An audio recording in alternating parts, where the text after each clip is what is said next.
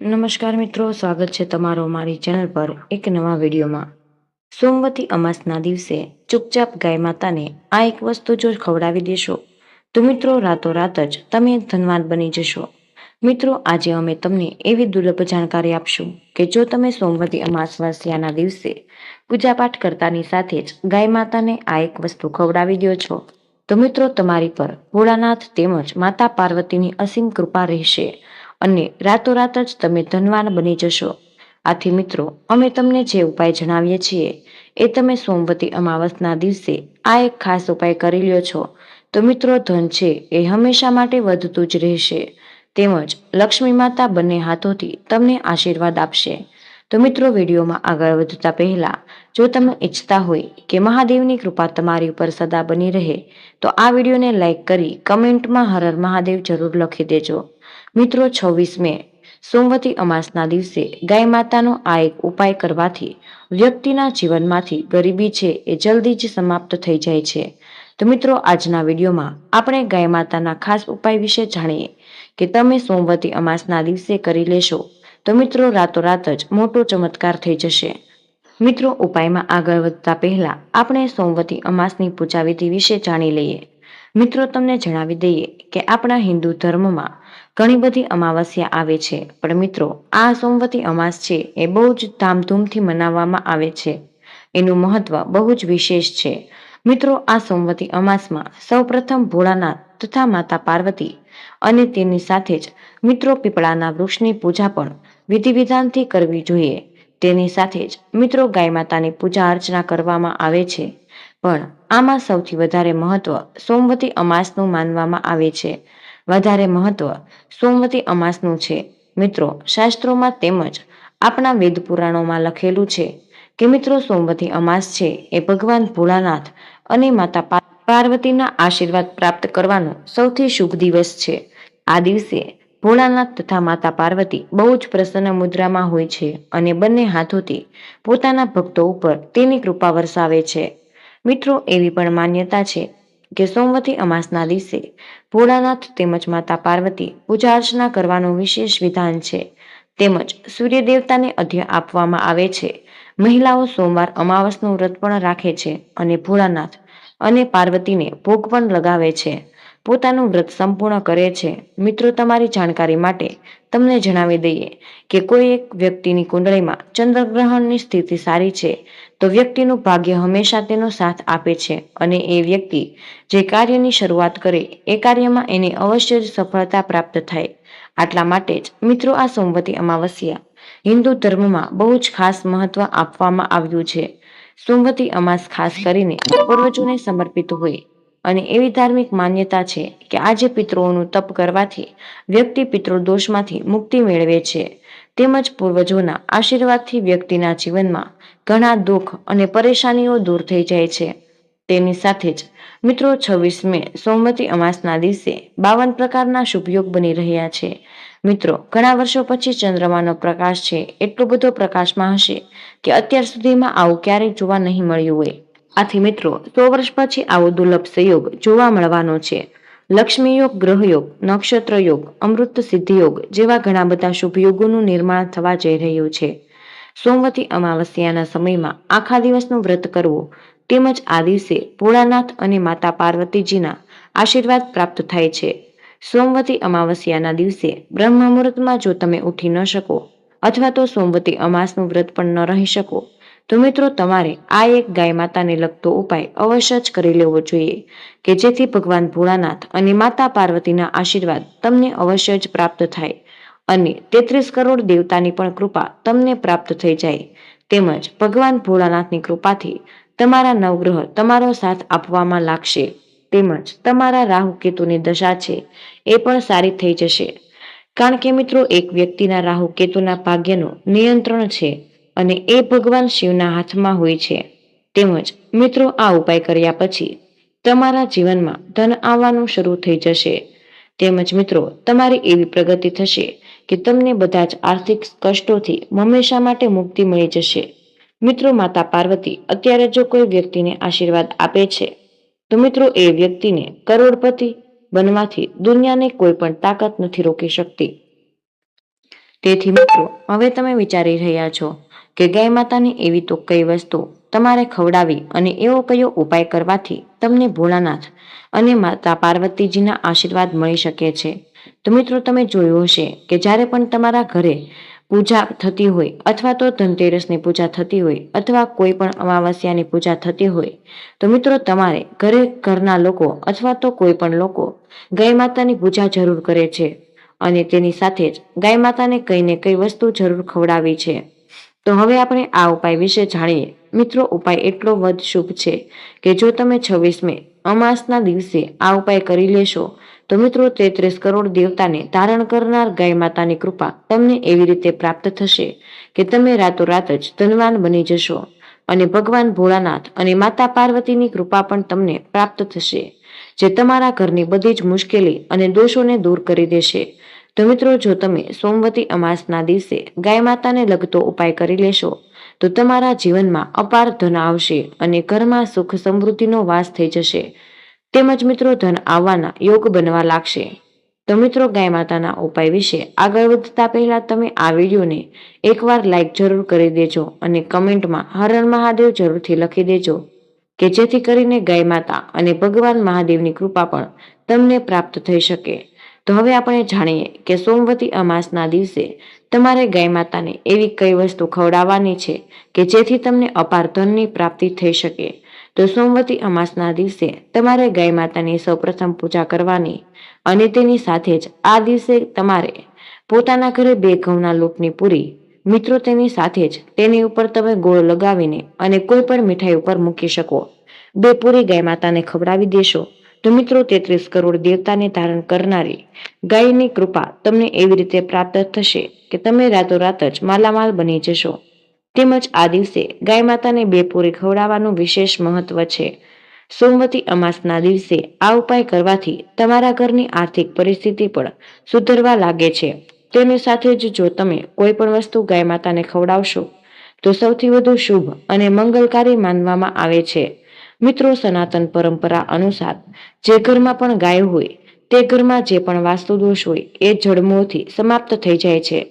તેમજ મિત્રો શિયાળાના દિવસોમાં જો તમે ગાય માતાને ગોળ અને રોટલી ખવડાવો તો શુભ માનવામાં આવે છે. આથી ગાય માતાની કૃપા તમને એવી રીતે પ્રાપ્ત થાય કે તમારા ઘરની બધી જ મુશ્કેલી વાસ્તુ દોષ દૂર થઈ જાય. સાથે જ સોમવતી અમાસના દિવસે 2 પૂરી ગાય માતાને ખવડાવી દો છો તો ઘરના સભ્યો વચ્ચે સંબંધ પણ સારા બની શકે છે.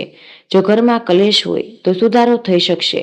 તેમજ સોમવતી અમાસના દિવસે બ્રહ્મ મુહૂર્તમાં જાગીને વહેલા સ્નાન વગેરે જેવા કાર્ય કરીને સ્વચ્છ વસ્ત્રો પહેરી તમારે પીપળાના વૃક્ષની પૂજા અર્ચના અવશ્ય જ કરવી. કારણ કે પીપળાના વૃક્ષમાં વિષ્ણુ ભગવાન અને લક્ષ્મી માતાનો વાસ હોય છે. તેથી એક શુદ્ધ ઘીનો દીવો તમારે પીપળાના વૃક્ષની નીચે સોમવતી અમાસના દિવસે અવશ્ય પ્રગટાવવો જોઈએ. તેની સાથે જ સૂતરના દોરાથી પીપળાના થડની 7 વખત પરિક્રમા કરીને આ દોરો તેને બાંધી દેવો. તેમજ સોમવતી અમાસના દિવસે જો તમે તીર્થ સ્થાનોની યાત્રા કરો છો તો તે બહુ જ શુભ માનવામાં આવે છે. તેમજ મિત્રો સોમવતી અમાસના દિવસે જો તમે તીર્થ સ્થાનો પર જઈને પવિત્ર નદીમાં સ્નાન કરી શકો તો તમારે શું કરવું જોઈએ? તમે આ સોમવતી અમાસના દિવસે જ્યારે પણ ઘરે સ્નાન કરો ત્યારે તે પાણીમાં થોડુંક ગંગાજળ ઉમેરી સ્નાન કરવું જોઈએ. આવું કરવાથી તમને પવિત્ર નદીમાં સ્નાન કરવા જેટલું જ પુણ્ય પ્રાપ્ત થાય. તેમજ સ્નાન વગેરે જેવા કાર્ય કરીને તમારે સૂર્યદેવને આ દિવસે અર્ઘ્ય અર્પણ કરવું. આપણા હિન્દુ ધર્મમાં સોમવતી અમાસની પૂજા બહુ જ વિશેષ રીતે કરવામાં આવે છે. આથી આ મહત્વપૂર્ણ છે કે તમારે અમાસના દિવસે હાથમાં થોડાક ચોખા લઈને તમારે 7 વાર પીપળાના વૃક્ષની પરિક્રમા કરવી જોઈએ. શરૂઆતમાં જ્યારે પણ તમે પરિક્રમા પૂરી કરી લેશો ત્યારે તમારે બંને હાથોથી નમન કરીને આ ચોખાને પીપળાના વૃક્ષને અર્પણ કરવા. સાથે જ વર્ષો જૂની મનોકામના હોય તે મનમાં સ્મરણ કરવી જોઈએ. ત્યારબાદ આ ચોખા પીપળાના વૃક્ષને અર્પણ કરવાથી તમામ મનોકામના પૂર્ણ કરી શકો છો. આ દિવસે પૂજાપાઠ કર્યા પછી દીપદાન કરવું અને દીપદાન કરવાથી સર્વ મનોકામના પૂર્ણ થાય. તેની સાથે જ સોમવતી અમાસના દિવસે પિંડદાન અને તર્પણ કરવાથી પિતૃઓના આત્માને શાંતિ મળે છે અને મોક્ષની પ્રાપ્તિ થાય છે. આ સાથે જ તમારે આ ઉપાય અવશ્ય જ કરવો જોઈએ. અમાસના દિવસે તમારે સાંજના સમયે પીપળાના વૃક્ષની નીચે સરસવના તેલનો ચોમુખી દીવો અવશ્ય જ પ્રગટાવવો. એ દીવામાં 2 લવિંગ પણ તમારે મૂકી દેવા અને બાદમાં તમે કહી શકશો કે તમારા જીવનમાં કેવો ચમત્કાર થયો છે. તમારા ઘરની બધી જ મુશ્કેલી એમાંથી રાહત મળશે અને ઘરમાં ધન આવવાના બધા જ રસ્તા ખુલી જશે. જો પરિવારમાં ધંધો સરખો ન ચાલતો હોય તો મિત્રો ધંધામાં એવી પ્રગતિ થાય કે રાતોરાત જ ધન આવવાના યોગ બનવા લાગશે. મિત્રો તેની સાથે જ હવે આપણે જાણીએ કે આ મહિનામાં ગાય માતાને લગતી આ ભૂલ તમે ભૂલથી પણ નહીં કરતા. મિત્રો આ મહિનામાં તમારા ઘરના આંગણે કોઈ પણ ગાય માતા આવે તો તમારે તેને અવશ્ય જ રોટલી અથવા તો કોઈને કોઈ વસ્તુ ખવડાવવી. જો ગાય માતા તમારા ઘરની પાસે આવે અને તમે તેને ખવડાવ્યા વગર તેને પાછી હટાવી દો તો મિત્રો તમને ઘોર પાપ લાગશે. કારણ કે ગાય માતા આપણા ઘરમાં આવે છે તો આપણે તેનું અપમાન ન કરવું જોઈએ, પરંતુ તેનું સન્માન કરીને રોટલી આપવી. આપણે ગાય માતાને રોટલી અથવા ઘાસચારો ખવડાવીએ છીએ તો 33 કરોડ દેવતાની કૃપા આપણને પ્રાપ્ત થાય છે. આથી આપણને ઘરમાં કોઈ પણ સમસ્યા આવી શકતી નથી. ઘણા લોકો એવા હોય કે જે ઘરમાં ગાય તો રાખે પરંતુ જો તે દૂધ નથી આપતી તો લોકો તેને બહાર જ છોડી દે છે. આથી આ ભૂલ તમારે ન કરવી જોઈએ. જો તમે આ ભૂલ કરો છો તો તમને ઘોર પાપ લાગી શકે છે. ઘણા લોકો એવા હોય કે જે ગાય માતાને લાકડી મારતા હોય. આ ભૂલ તમારે પણ ન કરવી જોઈએ. જો ગાય માતાને લાકડી મારવી તો એ 33 કરોડ દેવતાને લાકડી મારવી એમ સાબિત થઈ શકે છે. આથી તમે આ ભૂલ ન કરતા તો તમને નરકમાં જવાનો વારો આવી શકે છે. મિત્રો આપણા શાસ્ત્રોમાં ગાય માતાનો દરજ્જો આપવામાં આવ્યો છે. જો તમે તેને લાકડી મારતા હોય તો એ નરકમાં જવાની આશીર્વાદી સ્વીકૃતિ આપે છે અને ભવિષ્યમાં ઘણી બધી મુશ્કેલીઓનો સામનો કરવો પડે. તેમજ જ્યારે ગાય માતા પાણી પીતી હોય તેને કોઈ ભગાડે નહીં તો એ પાપના ભાગીદાર ગણવામાં આવે છે. આરામ કરતી ગાયને ક્યારેય કષ્ટ આપીને ન ઉઠાડવી જોઈએ. કોઈ પણ વ્યક્તિ આ ભૂલ કરે છે તો આગળના જન્મમાં વ્યક્તિને દર ભટકવું પડે. શાસ્ત્રોમાં એવું પણ કહેવાયું છે કે લોકો ગાય માતાની સેવા કરે છે અથવા તો બહાર ભટકતી ગાય હોય તે લોકો પોતાના ઘરમાં આશરો આપે, તેનું પાલન કરે એવા લોકોના ઘરમાં લક્ષ્મી માતાનો વાસ થઈ શકે છે અને તેને ક્યારેય પણ કોઈ મુશ્કેલીનો સામનો નથી કરવો પડતો. તેની સાથે જ મિત્રો ગાયનું વાછરડું જે હોય અને જે દૂધ બાકી રાખે એ જ દૂધ વ્યક્તિએ લેવું જોઈએ. હવે આપણે સોમવતી અમાસના દિવસે કરાતા ખાસ ઉપાય વિશે જાણી લઈએ. જો મિત્રો તમારા પારિવારિક જીવનમાં સુખ અને શાંતિ ઈચ્છતા હોય તો આજે તમારે શિવ પરિવારની પૂજા કરવી. આમ કરવાથી ઘરમાં હંમેશા સુખ અને શાંતિ બની રહે છે. તેમજ સોમવતી અમાસના દિવસે સૂર્યાસ્ત પછી ઘરના મુખ્ય દ્વાર પર દીવો પ્રગટાવજો. તેમજ જે જગ્યાએ પાણી રાખવામાં આવે છે ત્યાં પૂર્વજોના નામનો તેલનો દીવો પ્રગટાવવો. સોમવતી અમાવસ્યા પર બ્રાહ્મણોને ભોજન કરાવવાથી અગાઉના પિતૃઓ અને દેવી દેવતાઓના આશીર્વાદ મળે છે. આ દિવસે પીપળાના ઝાડને જળ અર્પિત કરી દેવો, દીવો પ્રગટાવજો. તેનાથી નકારાત્મક ઉર્જા ખતમ થઈ જાય છે અને ઘરમાં ખુશીઓ આવે છે. સોમવતી અમાસ પર દાન કરવું ખૂબ જ શુભ માનવામાં આવે છે. આ દિવસે 7 પ્રકારના અનાજ અને કપડાનું દાન કરવું ખૂબ જ શુભ છે. આ ઉપરાંત આ દિવસે ગીતા, વિષ્ણુ સહસ્ત્રનામ અને શ્રી સુક્તનો પાઠ કરવાથી દેવી દેવતાઓના આશીર્વાદ પ્રાપ્ત થાય છે. સોમવતી અમાસના દિવસે પૂર્વજોની શાંતિ માટે પૂજા અને અર્ચના કરવી ખૂબ જ શુભ માનવામાં આવે છે. સોમવતી અમાસ તિથિ પર શ્રાદ્ધ, પિંડદાન અને તર્પણ કરવાથી દિવગત આત્માને શાંતિ મળે છે અને પિતૃઓના આશીર્વાદ પ્રાપ્ત થાય. સનાતન ધર્મમાં તહેવારો અને વ્રત પર દાન કરવાનું વધુ જ મહત્વ છે.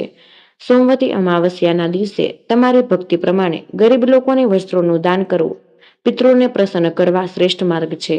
અમાવસ્યા તિથિ પર કાળા તલનું દાન કરવું પણ શુભ માનવામાં આવે છે. કાળા તલનું દાન કરવાથી વ્યક્તિને જીવનમાં અદ્ભુત લાભ મળે છે અને કુંડળીમાંથી ખરાબ ગ્રહોની અસર દૂર થઈ જાય. આ સિવાય જીવનમાં સુખ અને સમૃદ્ધિ માટે તમે ચાંદીથી બનેલી વસ્તુઓનું દાન પણ કરી શકો છો. ચાંદીનું દાન કરવાથી પિતૃઓ પ્રસન્ન થાય છે અને વ્યક્તિ તેના પૂર્વજોના આશીર્વાદ પ્રાપ્ત કરે છે. આ સાથે જ ભગવાન શિવનો આ દિવસે જળ, દૂધ, દહીં, મધ અને ઘીથી અભિષેક કરવો જોઈએ. આવું કરવાથી જીવનમાં ખુશી અને શાંતિ આવે છે. સોમવતી અમાસની રાત્રે લોટમાંથી 7 દીવા બનાવજો અને તેમને પીપળાના ઝાડની નીચે પ્રગટાવજો. આ ઉપાય કરવાથી બધી જ મનોકામના પૂર્ણ થાય છે, પરંતુ આ ઉપાય ગુપ્ત રીતે કોઈને કહ્યા વિના તમારે કરવો જોઈએ. તો મિત્રો આ તમારા માટે ખૂબ જ મહત્વપૂર્ણ માહિતી છે અને કમેન્ટ બોક્સમાં જય શ્રી કૃષ્ણ અવશ્ય લખી દેજો. તમને વિનંતી છે કે જો તમે હજુ સુધી વિડીયોને લાઇક ન કર્યો હોય તો વિડીયોને લાઇક કરી અમારી આ ચેનલને સબસ્ક્રાઇબ જરૂરથી કરી દેજો. જય શ્રી કૃષ્ણ. રાધે રાધે. ધન્યવાદ. વિડીયોને અંત સુધી જોવા બદલ તમારો ખૂબ ખૂબ જ આભાર.